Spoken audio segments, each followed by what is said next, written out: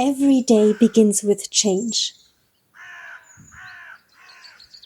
The night has given way to morning, the dark to light.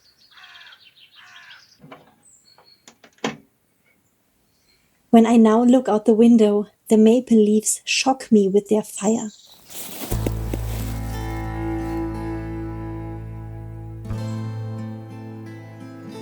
Autumn has arrived again. Yes, there are so many things to love about that. The birds have come back to the surroundings of our house. They have left the open skies and tops of the trees where they spent the summer singing and loving, and they now get close to our windows again to look for food. Quiet September has passed, and the world is moving again into colder days, windy weather, those busy days of preparing for the winter silence. For me, these days call for an equal amount of time spent outside being busy and inside being still. And so I must adjust my daily rhythm again. From summer joy to autumn alertness and reflection. Change inside and out.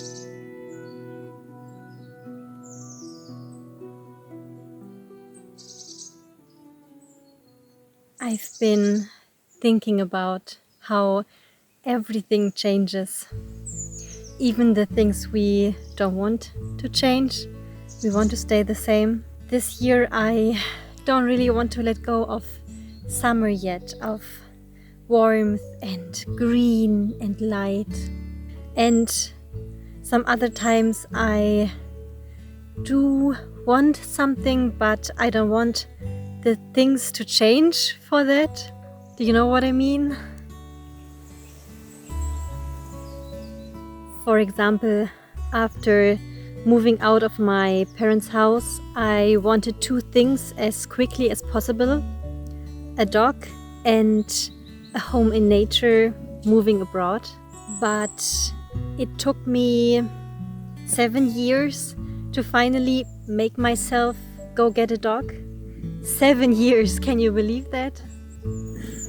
And 9 years to move abroad for good. Change is hard.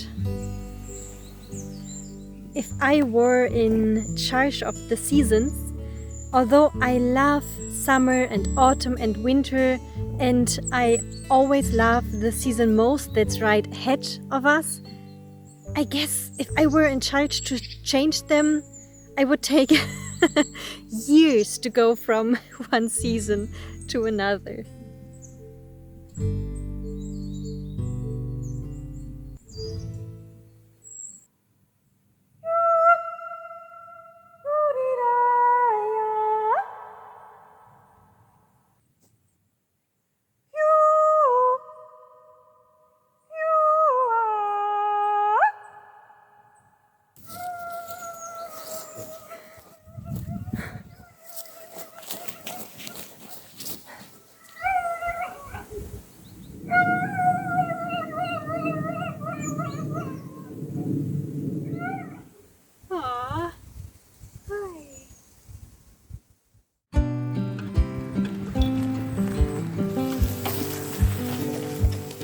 Of course, change isn't always dramatic. Sometimes it is hidden in the seemingly ordinary. Over the course of the summer, I had given up sewing, running, knitting, playing the piano without realizing it. Now, slowly, I will pick these things up again. But in contrast, I will less often go canoeing, thrifting, and foraging in nature. And I can feel myself constantly changing too. For example, when I do the very same things on 2 different days, I may feel very different about them. Actually, now thinking about it, I realized that I, on the inside, might change much more often and more intensely than the seasons and nature ever could. I remember that I thought change had to be big, like moving abroad, quitting a job, starting life new. But since I live a quieter and, in a way, slower life, I noticed that change can be as small as how you make your coffee in the morning. For example, last year I tried to reintroduce reading back into my life. I finally made use of my library card or library membership and made sure to always have at least like one book downloaded on my phone that I would likely enjoy. And that changed so much. It's sometimes so hard to be present and in the moment, and sometimes when nature doesn't do the trick, reading something good definitely will. But I guess change isn't always easy like that. Our hearts beat to the city streets. We began to feel the fire. We rise like tall buildings as the chemicals, they take us higher. The night's young and it's just begun as she puts her hand in mine. We wanna chase the night. When I look outside, I see the best teacher. I love that nature never resists change. That is so fascinating. Leaves fall, seasons turn, plants grow, there is a flow from life to death. And, as far as we can see it from the outside, there is no resistance in nature. I wish I could do that too.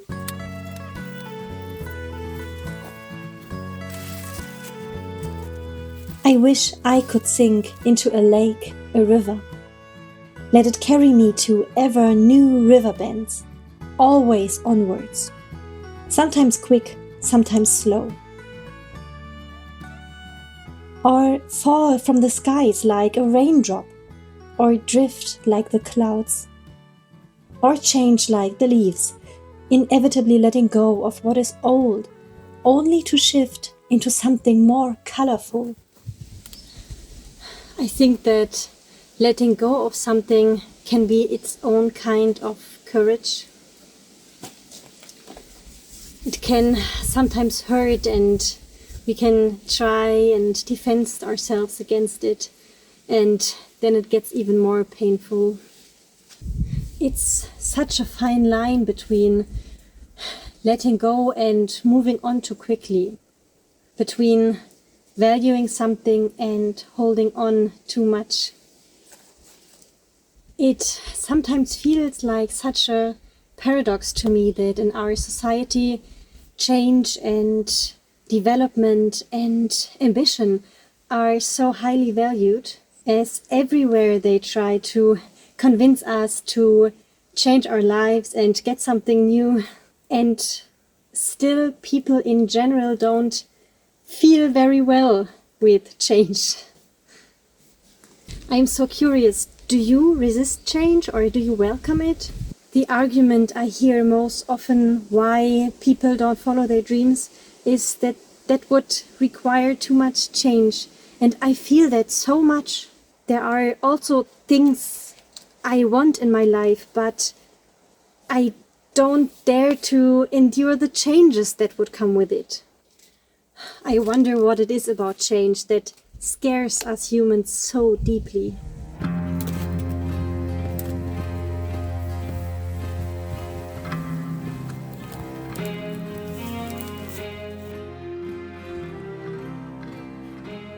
Change is the wind at the mountaintop.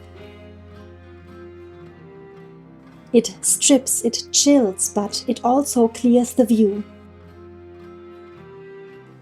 And autumn shows me that change is transformation, not loss.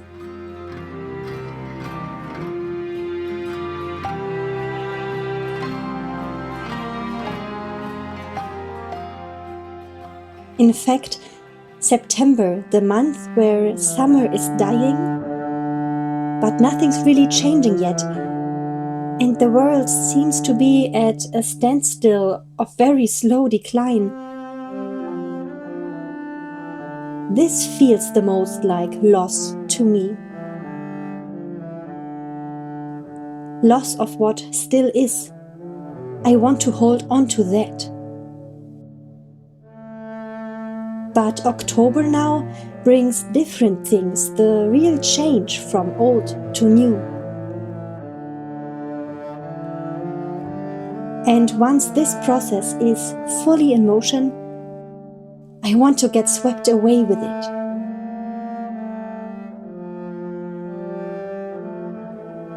I don't want to hold on to what has been, but let myself be filled, yes, by change.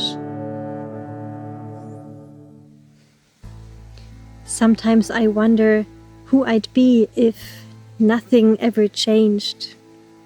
I can't imagine really. I think I wouldn't want to know. Change brought me here. That will be forever my reason to welcome change.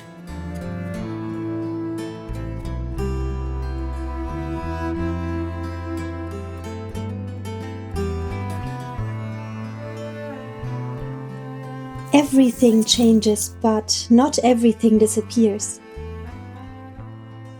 Some things transform. Some things return in new forms. And I want to be at the front row when that happens. I want to be there to witness every bit of it. Autumn reminds me that change can be beautiful too. It is so cozy now, all this dark and cold. And the stars shine brighter every night. And soon, and I guess sooner than I will think, autumn will change again into my beloved winter.